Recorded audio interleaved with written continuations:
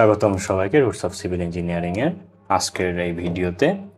আজকে আমরা পাইপ ও পাইপের ঘর্ষণের একটি জটিল ম্যাথ দেখব। সেটা হচ্ছে এখানে আমাকে একটি সেকশন দেওয়া রয়েছে এবং বলা হচ্ছে যার যদি এটাকে আমরা একটা টাঙ্কি কিংবা একটা চৌবাচ্চা ধরি এবং যার সাথে একটি পাইপ সংযুক্ত রয়েছে, যে পাইপটির দৈর্ঘ্য হচ্ছে 600 মিটার এবং এর ডায়া দেওয়া রয়েছে 15 সেন্টিমিটার। এবং এখানে বলা হচ্ছে যে টাঙ্কি যেটা রয়েছে সেটার টপ সারফেস থেকে পাইপের ঠিক সেন্টারে যে দেবো, সেন্টার বরাবর যে ডিস্টেন্সটা সেটা হলো 2.6 মিটার। এবং আমাকে বলছে এখানে যে সকল প্রকার হেড লস বিবেচনা করে নির্গমন বের করতে হবে। এর আগে আমি বলেছিলাম যে আমাদের এই ধরনের সেকশনের পাইপগুলোতে দুই ধরনের হেড লস হয়ে থাকে, একটা হচ্ছে মেজর হেড লস এবং আরেকটা হচ্ছে minor head loss. Major head লসে ঘর্ষণ থাকবে কিন্তু মাইনর হেড লসে ঘর্ষণ থাকবে না। তাহলে যেহেতু এখানে সকল প্রকার হেড লস বিবেচনা করতে হয়েছে, তাহলে এখানে প্রথমত মেজর হেড লস কথা বললে এখানে একটি ঘর্ষণজনিত হেড লস রয়েছে, ঠিক আছে।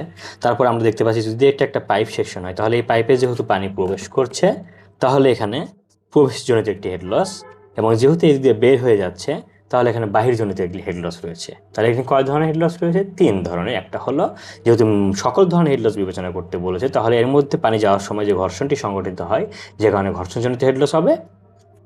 যদি আমরা এগুলোকে যে কারণে ঘর্ষণজনিত হেড লস হবে, যেহেতু পানি প্রবেশ করতে হয় তাহলে প্রবেশজনিত হেড লস, প্রবেশের সময় যে হেড লসটা হবে, এবং পানি বের হওয়ার সময় যে হেড লসটা হবে সেটা হচ্ছে বাহিরজনিত হেড লস। অর্থাৎ এখানে 3 ধরনের হেড লস হচ্ছে। এখন এই ম্যাথটিতে বলা হয়েছে সে সবগুলো হেড লস বলা হয়েছে যে সকল প্রকার হেড লস বিবেচনা করে নির্গমন বের করতে হবে, অর্থাৎ Q is equal to what. তাহলে এই সকল প্রকার হেড লসের সাথে কি কিউ এর কোনো সম্পর্ক রয়েছে? দেখো, আমরা কিউ ইজ ইকুয়াল টু জানি এ ভি, তাই না? তাহলে আমরা যদি অলরেডি আমরা এটা ডায়া জানি, ডায়া থেকে আমি এ বের করতে পারবো। তারপরে আমরা এটার বেগটা জানি না, বেগটা আননোন। তাহলে আমি যদি বেগ জানতে পারি তাহলেই আমি তখন কিউটা বের করতে পারবো। দেখো, যেহেতু এই পাইপ সেকশনটির মধ্যে কি কোথাও সংকোচন কিংবা প্রসারণ হয়েছে? না, কোথাও সংকোচন বা প্রসারণ হয়নি। অর্থাৎ প্রবেশের জন্য এখানে আমি একটা ভি পাবো, বাহির হওয়ার জন্য এখানে একটা ভি পাবো, এবং ঘর্ষণের জন্য এখানে একটা বেগ রয়েছে। অর্থাৎ এই 3টি বেগই এখানে সমান। তাহলে আমাকে আননোন শুধু একটাই, সেটা হলো বেগ। পাশাপাশি দেখো, এখানে আমি উচ্চতা এইচ জানি, অর্থাৎ হেড লস যেটা এইচ জানি, আর বাদবাকি সবগুলো মান আমার জানা, শুধুমাত্র ভি আননোন। তাহলে আমি কি করব, যে সকল প্রকার হেড লস বিবেচনা করতে বলা হয়েছে আমি সেটা বিবেচনা করি।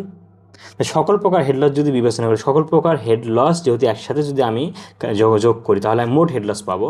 অর্থাৎ এখান থেকে 2.6 মিটার যেটা দেওয়া রয়েছে, দেখো যখন পানি এর মধ্যে থেকে বের হয়ে যাবে এই পানির সারফেসটি এখান থেকে তলায় এসে ঠেকবে।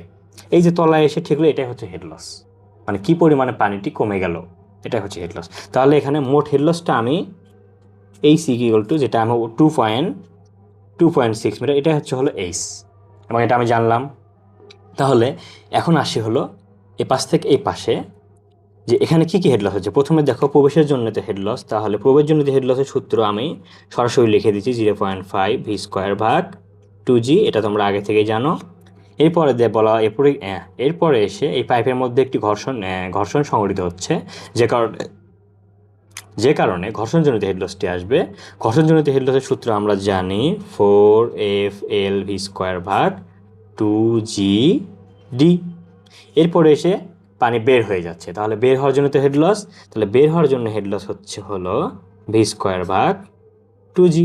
দেখো, 3টি হেড লস যোগ করলে আমি মোট হেড লস পাবো। অর্থাৎ যেহেতু এখানে পানি এখান থেকে এখানে আসতে ঠেকবে, তাহলে এটা হচ্ছে মোট হেড লস। তাহলে এই সিজিক্যালটা আমি লিখতে পারি 2.6।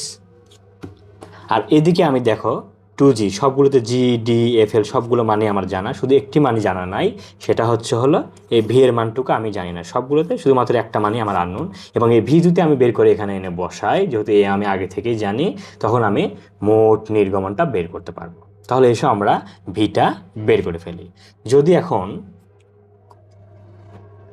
এখানে তাহলে আমরা মানগুলো বসাই 0.5, এখানে ভিটা আমার আননোন 2 9.81 প্লাস 4, এফটা কি? দুঃখিত, এখানে আমাদের টাইপ করতে মিস্টেক হয়ে গেছে। বইয়ে আমাদের এফ দেওয়া ছিল 0.00 15। তাহলে আমরা এফ এর মানটা বসিয়ে দিই 0.0015, এফ বসিয়েছি, এরপর থাকলো হলো এল। দেখো এখানে দৈর্ঘ্য হচ্ছে হলো 600 মিটার। তাহলে আমরা দৈর্ঘ্যটুকু বসিয়ে দিই 600, এবং ভিটা আমি আননোনটা আমি বের করব, নিচে 9.81, এবং ডায়া এখানে দেওয়া আছে 15 সেন্টিমিটার, যেটাকে আমার মিটারে বসাতে হবে। যেহেতু আমি সবগুলো মিটার এককে বসাচ্ছি, তাহলে এখানে 0.15। তাহলে আমি ঘর্ষণজনিত হেড লসটি পেয়ে গেলাম। এখন আমাকে বাহিরজনিত হেড লসটি যোগ করতে হবে। তাহলে বাহির হওয়ার সময় হেড লস ভিটা আননোন 9.81। দেখো এখন আমার সবগুলো ক্ষেত্রে শুধুমাত্র একটি মান আননোন, সেটা হচ্ছে হলো ভি, এখানে এবং এখানে। এবং আমি আগেই বলেছি যে প্রত্যেকটা এখানে ঘর্ষণের প্রত্যেকটা পেরিয়ডের জন্য ভিটা আলাদা আলাদা কেন হলো না। দেখো এখানে কোনো সেকশনে কোনো পরিবর্তন হয়নি, সেকশন একই রকম ছিল। যেহেতু সেকশন একই রকম ছিল, তাহলে বেগ সব জায়গায় একই রকম হবে, যে কারণে এখানে সবগুলো ভি একই। এখানে V1 V2 V3 ধরার কোনো প্রয়োজন নেই, যেহেতু সবগুলো সেম। তাহলে এটাকে যদি আমরা ক্যালকুলেটারে দিয়ে যদি আননোন ইকুয়েশন সলভ করি, তখন আমরা বেগ পাবো 1.414 মিটার পার সেকেন্ড। দেখো আমরা বেগ যেহেতু পেয়ে গেছি, তাহলে আমাকে বলছে নির্গমন বের করতে। তাহলে নির্গমন সমান আমরা জানি কিউ ইজ ইকুয়াল টু হলো এ ভি। ভিটা আমরা বের করে ফেলেছি। এ হলো, যেহেতু এটা বৃত্তাকার সেকেন্ড π/4 এবং ডায়া দেওয়া আছে 15, 0.15 ধরলাম, মিটার করে নিলাম এটাকে, গুণন ভি আমরা পেলাম 1.414। তো এটাকে যদি আমরা এখন ক্যালকুলেটরে দিই, তাহলে পাবো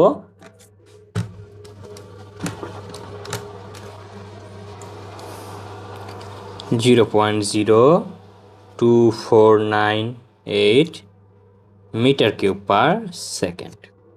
তবে একটি বিষয় লক্ষণীয় যে ম্যাথে অনেক সময় একক উল্লেখ করে দেওয়া থাকতে পারে। সেক্ষেত্রে যদি আমি এখানে অ্যান্সার দিয়ে লিখি তাও হবে, কিংবা চাইলে এটাকে আমি লিটারে কনভার্ট করতে পারি। দেখো আমরা জানি 1 metre cube is equal to হলো 1000 লিটার। তাহলে যেহেতু এখানে 0.02498 মিটার কিউব রয়েছে, তাহলে এটাকে আমরা যদি 1000 দ্বারা গুণ করি,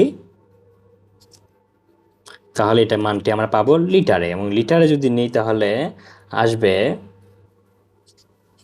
24.98, যেটা চাইলে আমরা 25 লিটার পার সেকেন্ড লিখতে পারি। এবং এটাই হচ্ছে হলো আমাদের এই অঙ্কের অ্যান্সার। আশা করি তোমরা সকলেই বুঝতে পেরেছ। আজকে পর্যন্ত এটুকুই, সামনে দেখা হচ্ছে আরও জরুরি কোনো অঙ্কের সমাধান নিয়ে। আল্লাহ হাফেজ।